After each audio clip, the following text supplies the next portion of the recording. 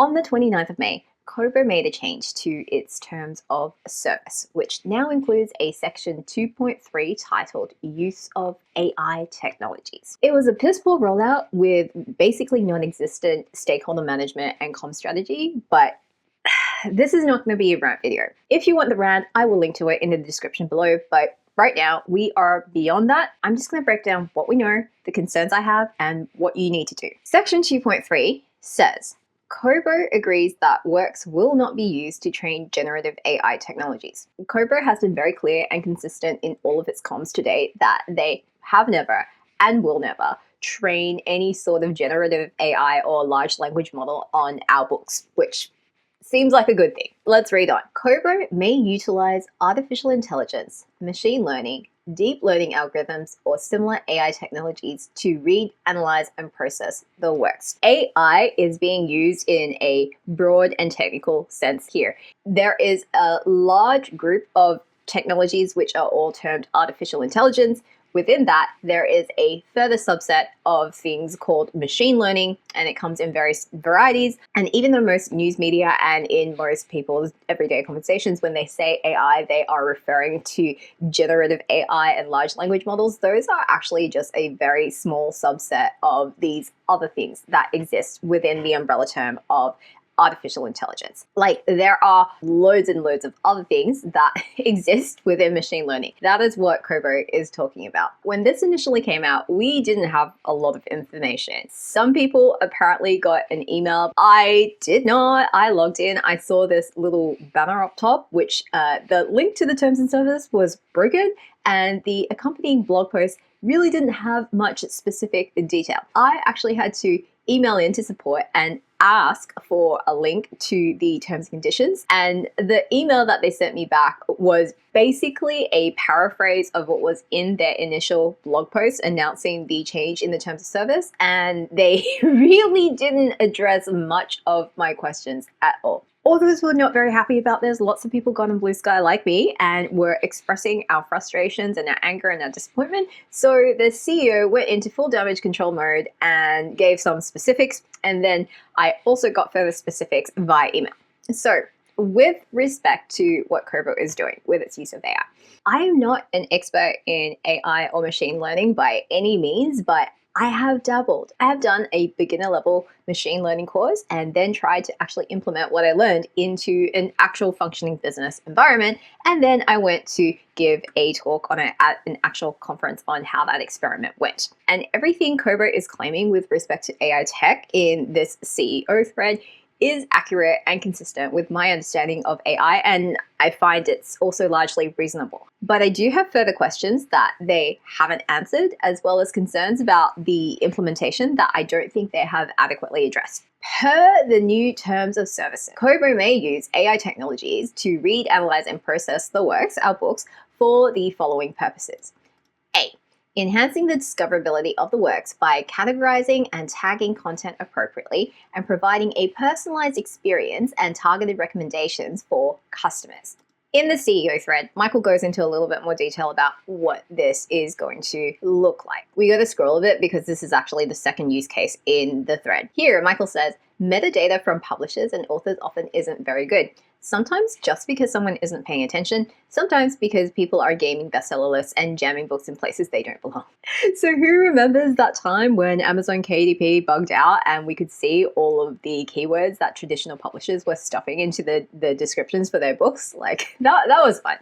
All of which makes for a bad experience in our stores and our recommendations. Also, publishers are still using old subject codes like BISAC instead of thema, which doesn't surprise me. Like, back when I was working in audit, every single tribe publisher was still running on green screen systems, right? Like, that's how archaic they are. When we are reading the text of the book, we can use another small model, again, not a large language model, not a big vendor, to sample the text of the book and make sure the book has all of the appropriate categorizations and tags. We want to know if the book has gay vampire cowboys. Someone really wants that book, and we want to sell it to them. So processing samples of a book, not the whole text, lets us find keywords that we can use to categorize the book accurately. That makes for better merchandising, better recommendations, and hopefully more sales. Those tags, categories, and keywords can also get fed to our search engine to make the books easier to find. Again, not in a way that we could ever use to create anything, a very focused sampling of what's inside, not going to any other company that might be able to use it for something nefarious. The main concern I have with machine-generated tags and categories and recommendations, things like that, is that when it works, great. I can see how that would be very helpful and help streamline things, but when it doesn't work, and it can often not work or not work as intended, you have these situations like the one that authors are facing with Amazon KDP right now, where we can nominate categories, 3 categories for our books, but then Amazon's algorithm just puts our books in whatever categories that it feels like. Sometimes that ends up with them putting our books in very inappropriate categories. And when we go to Amazon and complain about it, they're just like, nah, and they will not change it. So my concern is that they're just going to introduce a problem that doesn't currently exist on the Kobo storefront. The main control that they have right now is that these AI technologies are going to have human oversight. I'm like, that's great. I think a human reviewer at Kobo is probably going to catch the most glaring errors, but unless they've read my book, I don't know that a human is going to pick up an error. If the machine learning algorithm crawls and samples my book and goes, oh, it's fantasy, it's a young female protagonist, and the pen name on the cover is a feminine pen name, must be a YA romantasy. And then they put my adult, very not a romance fantasy novel into YA romantasy. And then I'm going to have readers buying my book, reading my book, thinking they're getting a YA romantasy when they are getting an adult epic fantasy that they did not sign up for. So I don't mind Kobo going through and sampling my book to suggest some tags and categories, maybe ones that I wouldn't have thought of, because there are machine learning algorithms out there that can scan very large sets of data, and they can identify patterns in that data that is only possible for a machine learning algorithm to pick up, simply because a human is approaching it with a frame of reference and might not think about it, whereas the machine learning algorithm is, it goes through all of the data and it's kind of looking at the data all equally. So it might, in fact, find that there are a lot of books which all are centered around gay vampire cowboys, but that might not be a category or a tag that any human thinks of putting on the book, because we're used to categorizing books from the top down, like genre, subgenre, and tagging them with common tropes, and maybe we don't know that gay vampire cowboys are a trope yet. On the whole, I don't have a problem with Kobo using machine learning to do this. I just want to have control over whatever this AI is doing so that I can make sure that my book is not getting the wrong tags or categories applied to it. And I would have thought that it'd be better for everybody and less work for Kobo if they would just make it so that in our dashboard when we log in, we could just see what tags and categories the AI is suggesting for our books. And we, being the authors and publishers of the books, can actually vet whether or not those tags are appropriate or not and approve them or not approve them. Like, that would just be way more efficient, and it makes so much more sense to me than Kobo letting this AI go and do whatever it wants, and then everybody being reliant on a human content review team at Kobo to figure out whether these tags or categories are appropriate or not, and then end up with a situation where some of them are not appropriate, and then we have to lodge support tickets and things like that. Like that just creates so much extra work, and all of that extra work could just be avoided if authors were the first point of vetting and approval for these tags and categories. But on the whole, we're probably not worse off than we currently are with what Amazon's doing, and probably better because I actually trust Kobo to fix things if I tell them they've put the wrong tags on my books or put my book in the wrong category. On to the next one. B, evaluating the suitability of the works for sale on Kobo's platform and ensuring adherence to Kobo's terms of service. And now we got to scroll back up because this is actually the first use case the CEO talks about. So Michael says, we have always, or at least for the last 12 years or so, read every book that arrives at Kobo. It passes through a series of programs, algorithms, scripts, and other processes to answer a bunch of questions. Do we already have this book? Is the coding of the EPUB intact or broken? Does it violate any of our content policies?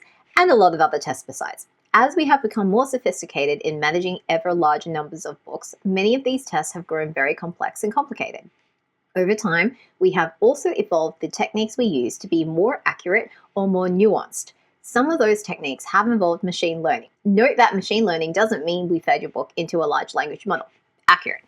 But we have used things like pattern recognition techniques, proximity analysis, and a whole bunch of other things that are categorized as machine learning and even more broadly these days as AI. Again, accurate. A good example, we really dislike hate speech. We also really don't like descriptions of child sexual abuse and a bunch of other things that are all detailed in our content guidelines. We don't want to sell those books. When we find books that contain that material, we quarantine them. We have built a private model designed to look for books that are similar to those books we have quarantined. If they look very, very similar to those books, we pull them and don't sell them. If they look sort of like those books, we pull them aside for review. This allows us to deal with issues of nuance and literary merit, the Lolita problem, but also spares our content review team from having to look at and review books that are often really awful and can cause real psychological damage if that's your full-time job. So, having a privately built and trained model designed to find those books and quarantine them is, as far as I'm concerned, a very good thing. A committee reviews what it is quarantining on a regular basis to make sure it isn't filtering out things that are close but still within our guidelines. That model doesn't do anything else. It isn't a part of OpenAI or Anthropic or any other vendor. It isn't generative. We couldn't use it to make new awful content. It is a purpose-built detector using machine learning techniques to find books that breach our guidelines. Further down in the thread, Michael also talks about how AI is creating a huge challenge for companies like us that run services for indie authors. We already get a lot of AI slop sent to us packaged as books. We also get pirated content lightly rewritten by AI, i.e. take this book, change all the names, set it in Austria, etc. I'm glad he addressed this because if you go on YouTube, you can find like a million videos on this exact point, along with junk summaries, repackaged internet scrapings as book, etc. All of these, A, steal revenue from legit authors, B, take up space in search results and crowd out legitimate books, C, suck up time from our operations team playing whack-a-mole with increasingly sophisticated players. As the models they are using to generate this stuff gets better, this gets harder and harder for us to screen out. So we are getting to the point that the only way to detect AI will be to use machine learning tools to find patterns and similarities to legitimate books we already have. Remember, this also multiplies across countries and languages, so it can get extra hard very quickly.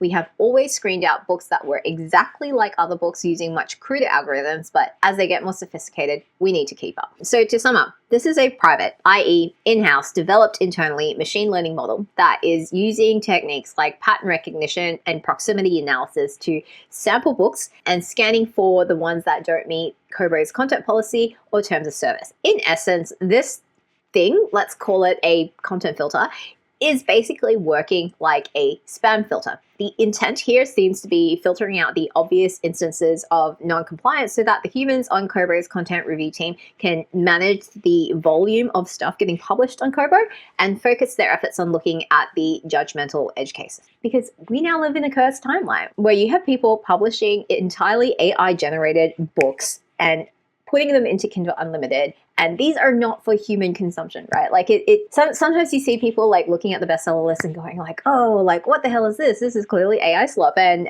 like why would anybody read it? Like those books are not for you to read. They're not for humans to read. They are for bot farms to read, to farm KU page reads so that they can take home KU page read revenue. And so what they do is they publish these entirely AI generated books, and then they get bot farms and they hire them to go and do page flips of all of these AI written books. And because the way Kindle Unlimited works is there is a global fund, right, for Kindle Unlimited page reads. And then that fund gets divided by the total number of pages read in a given month. And then every author who has a book enrolled in Kindle Unlimited gets paid on their share, their percentage share of those page reads. And what these bot farms do is they intersperse their bot farming activity of reading these AI books to generate page reads for these AI publishers by occasionally picking like a random valid book and flipping through that and doing page reads. And as an author looking at this from the back end, you will never know if that spike in your page reads is due to a new reader discovering your books and binging them, or whether it's an AI bot farm. Because 3 months down the line, you might get an email from KDP going, hey, like we're pulling your page reads for that month because of suspicious bot activity. And suddenly you have to pay back those royalties to Amazon. So this use case is really focused on compliance and specifically on managing the volume, the sheer volume of stuff that it needs to be checked for compliance. And it sounds like it's going to function mostly behind the scenes. So if you're writing your own books, you're not plagiarizing, you're otherwise complying with all of Kobo's content policies, it's going to be business as usual. You're not really going to notice it. Most of what was said in the CEO's thread, I agree with. I think it's a good thing. The main reservation I have, right, is Michael says we are getting to the point where the only way to detect AI will be to use machine learning tools to find patterns and similarities to legitimate books we already have. My concern here is AI detectors are unreliable. Like, there's been studies done on this, and the findings of these studies have been that the available detection tools are neither accurate nor reliable and have a main bias towards classifying the output as human written rather than detecting AI generated text.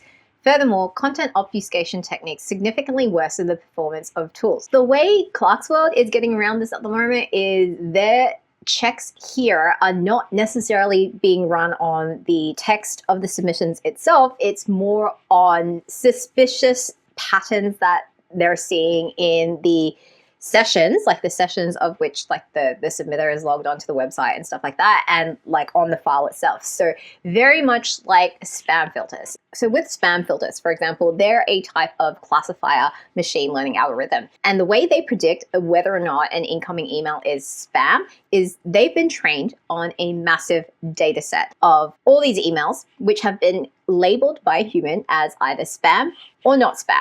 And it's not just the text of the emails that they're looking at various other features or characteristics of those emails. Things like the sender name, the domain name, the number of links in the email, whether there is the presence of spelling errors or grammatical errors or other typos, keywords or phrases that have more frequent occurrence in spam emails, things like that. So I'm hoping that Kobo's content filter is not just solely relying on the analysis of the text of a book itself to figure out whether or not it's AI written, because we know those detectors are not reliable. The second point that I'm not really clear on is when we're talking about pirated content.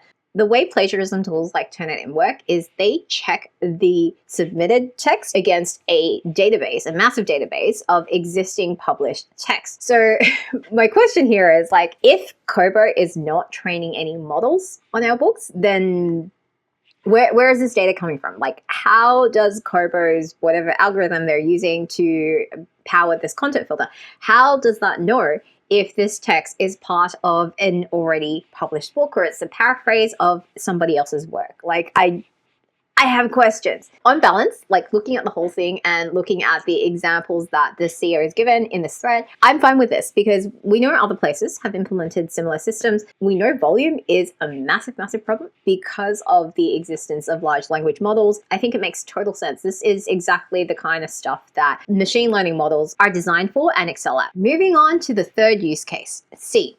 Generating resources to assist prospective customers in making informed decisions, including but not limited to creating keywords, promotional content, targeted advertisements, customer engagement strategies, and other materials designed to enhance the sales of the works.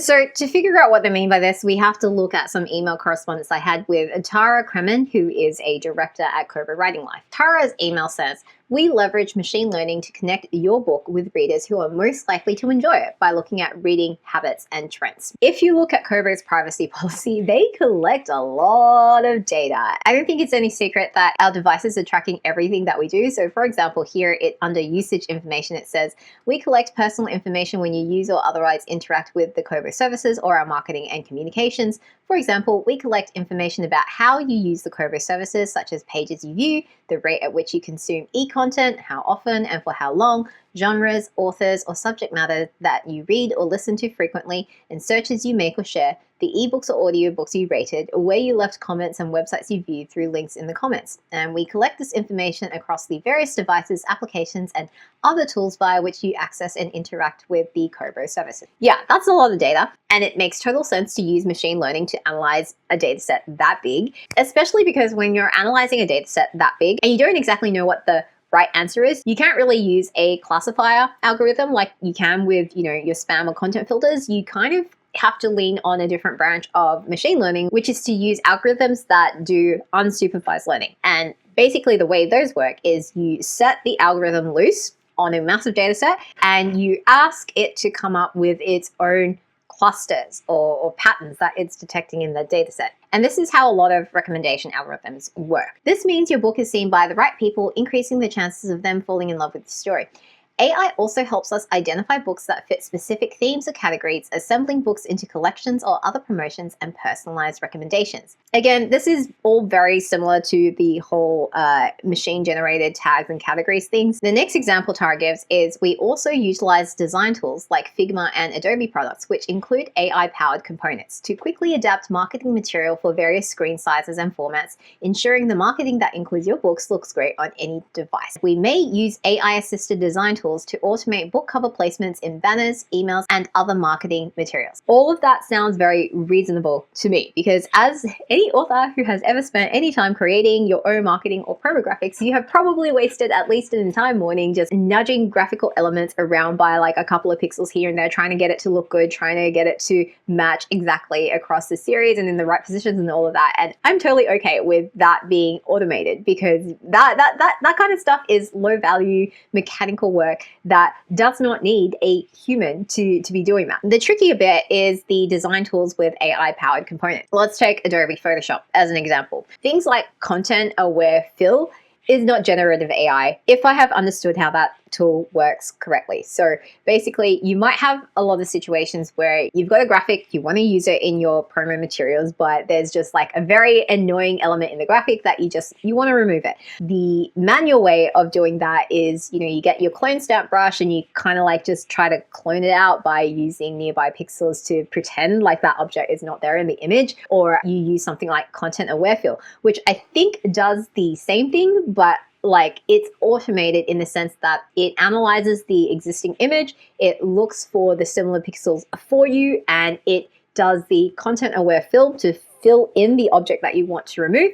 And it basically removes the RSI inducing work of like manually sitting there, picking out the individual pixels and then like using a brush to like fill the thing in. And that's fine by me. You also have newer functions like generative fill, where you've got the case of, okay, you might have a stock image of some sort of background, and that background is just, it doesn't go far enough to fill out the canvas that you've got. So maybe you have an image of a beach and you don't have enough sky and you want to fill in the sky with some clouds. So now products like Adobe Photoshop ship with a function called generative fill, where you can just tell it to fill in the sky with clouds or something. So essentially it is a form of text to image or image to image generative AI prompting that is being done with generative fill. I don't really have a problem with the technology in and of itself. Like, it's just a tool and it can be used for good, it can be used for ill. My beef with it has always been about whether or not the technology has been developed in an ethical manner and whether it is being used in an ethical manner.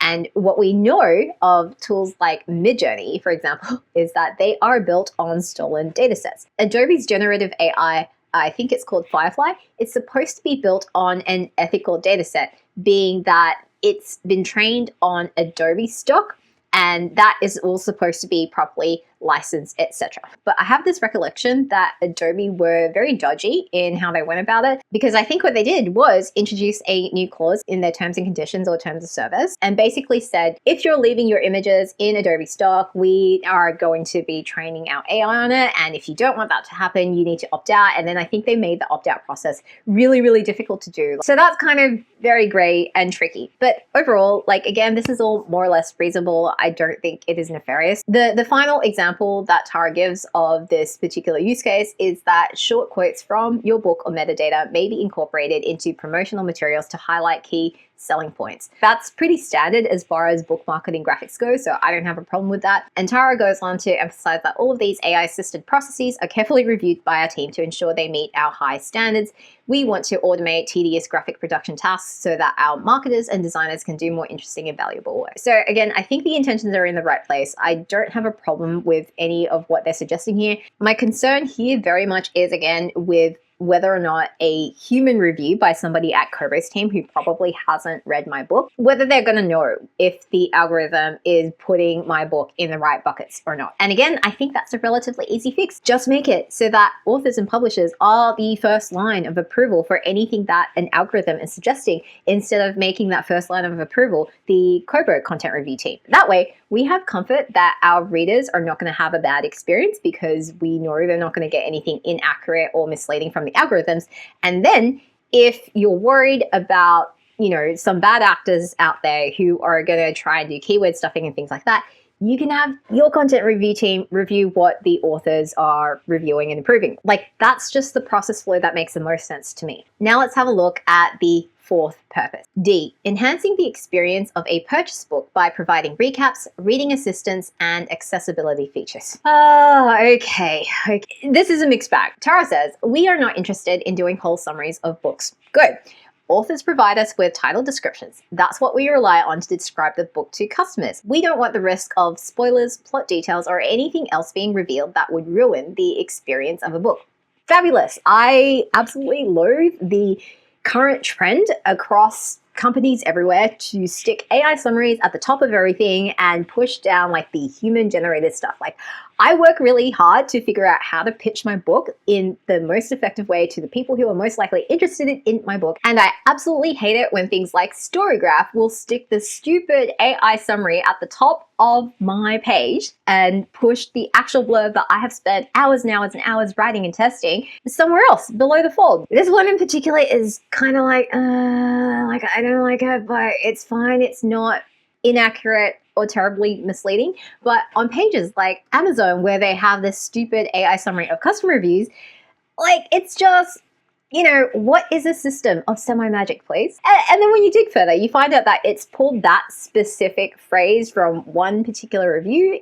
And I'm just like, why did you pull that phrase? Why did you not pull the phrase of magic system, which appears in like at least 5 other reviews? If somebody is used to reading fantasy, like, they will see this and they will kind of like go, huh? But then they'll figure it out. But like, that is just such a confusing thing. Like, it's not enhancing the customer reading experience whatsoever. And of course, because this is Amazon, I don't have any control over it. Like, if this actually generated something that was incredibly wrong, I would not be able to get this changed, which just, sucks. Tara's email goes on to say, what we are interested in is making the reading experience even better for people who have already purchased the book and finding ways to get more books finished. So we are exploring a recap inside a book that has already been purchased. One of the problems we see is if someone steps away from a book for a period of time, they are much less likely to finish it. Picking up where you left off, getting back into a book is a problem in both fiction and nonfiction. Given the amounts of data that Kobo is collecting on reading habits and things like that, like, if they say they have seen this trend in their data across the board for readers across, all genres, like, I believe that. What I'm just like, I'm not sure this is going to do what you guys want it to do is what they're proposing as a potential solution. So Tara says, we will be testing this beta feature in the Kobo app. Readers can request a short, personalized recap of their recent reading activity. The amount of the summary will be limited to their last reading session. It will be short and quick, viewable only by the reader, and will include references to any highlights or annotations they've made. The recaps are short, 150 words, are generated on the fly uniquely to the requesting user, and are not permanently saved.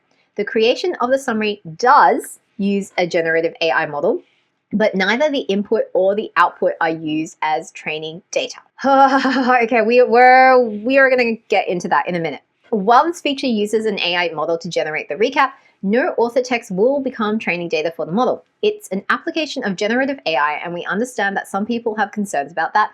We hope you can see we're trying to use it in a way that helps readers finish books, which is usually the step before they buy the next one. A benefit for everyone. Okay, all right.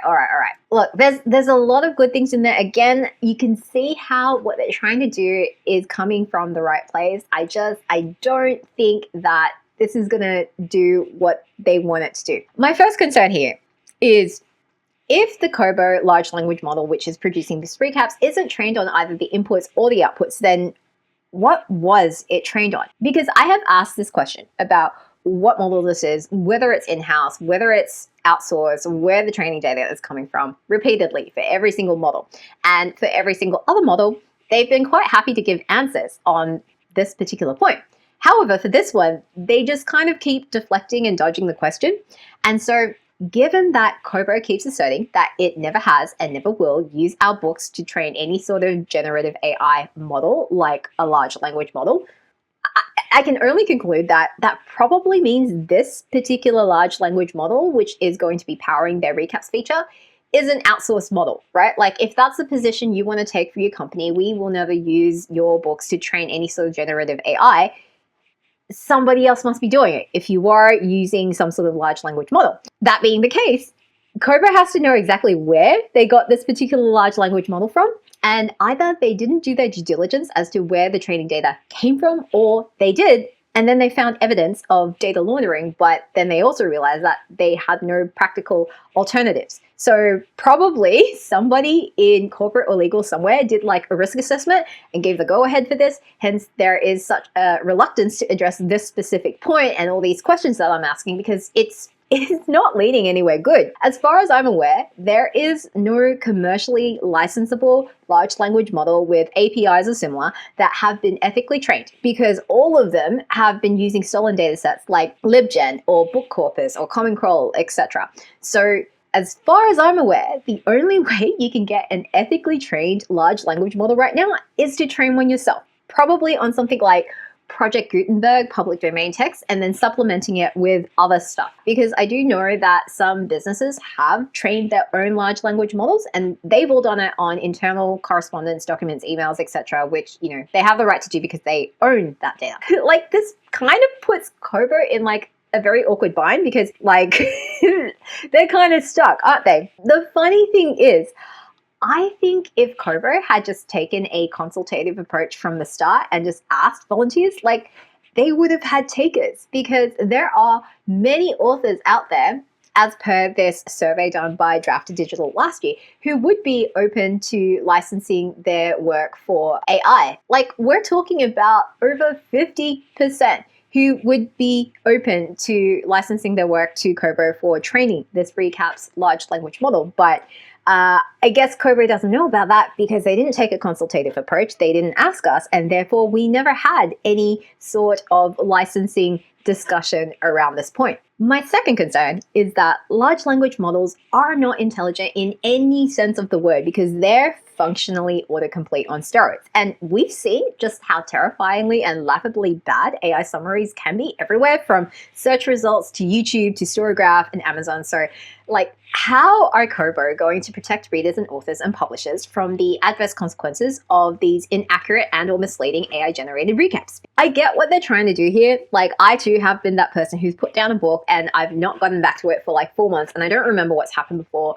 And like, I can't keep reading because like, if I keep reading, I might be a bit lost because I don't remember. But like, I get this. I get that readers want recaps. I get that recaps are helpful to readers. But also, I'm like, I think there's a lot of risk from relying on AI-generated recaps where there is effectively no human oversight over like whatever is being generated. Like, I don't know exactly how this is going to look in the beta feature on this Kobo app, because we don't have like mock-ups or whatever. But like, I'm envisioning a reader opening their Kobo app, going back to a book they haven't picked up for like 4 months, and then going, I don't remember what happened in the previous 15 chapters. They hit some sort of button which generates a AI recap. But like, we don't know whether or not they have any awareness that the recap that it's being generated is AI generated, or whether they will think that this is a recap that's approved by the author or publisher, or like we don't know how this is going to be presented and what it's going to look like to readers. Since those recaps are not being stored anywhere and they're being generated on the fly, it's going to be different for every single reader. And authors are going to have no visibility over this. Publishers are going to have no visibility over this. I don't even think Kobo is going to have visibility over this. If the recap's just kind of like slightly off or whatever, like it's not great, but it's not disastrous. But if it is like completely off to the extent of putting glue on pizza or like eating rocks, or like some of the really, really off examples we've seen from AI summaries, there's going to be a lot of harm, because from the way that this feature is described, the only person who is going to have any visibility over this generated recap is the actual reader. And because these are supposedly designed to help readers continue reading books that they've taken a break from, and like don't know how long that might be, so that they can keep reading without having to reread what's come before, like, I don't really think they're going to pick up whether or not the recap is on point or not, because they probably don't remember enough of the original text. So if it's off, they won't know, and they will be relying on this recap to go into the rest of the book. And I'm really not clear on how Kobo is going to make sure that there isn't going to be any harm from this feature. Which brings me to my third concern. We have asked many, many questions around the environmental impact of implementing all of these AI technologies. And it hasn't really been addressed much. We've only got this brief bit in Tara's email regarding the environmental impact. This is something that we're very conscious of with any work we're doing regarding AI. We are lucky to have some great thought leaders in this space on staff, and it is a factor we consider as part of the development process. I would like a lot more details here, like who are these experts that you have on staff, and how are you making these decisions in the development process as to whether or not the trade-off is worth the environmental impacts. And then there's this really weird non sequitur transition to, you can see this with our devices in particular. Since 2022, all of our e-readers have been made from recycled ocean-bound plastics and are also now repairable. We want to be kind in our environmental impact where we can be. And this link goes to their corporate social responsibility page on sustainability. And there is literally nothing here about generative AI. Tara did link me to a new FAQ around the terms of service changes. And this is a new thing that they put into place after they got all of the backlash on social media and via support tickets. Most of this is just reiterating points that were made in the CEO damage control threads and in the various emails that I have gotten from Tara. But there is now this new bit in here at the very bottom about the environmental impact. So some AI techniques have significant energy, water, and carbon impacts. What is Kobo doing to minimize these impacts? Most of the machine learning approaches we describe above are vastly smaller in power consumption compared to learning language models. LLM is typically an abbreviation for large language models, not learning language models, but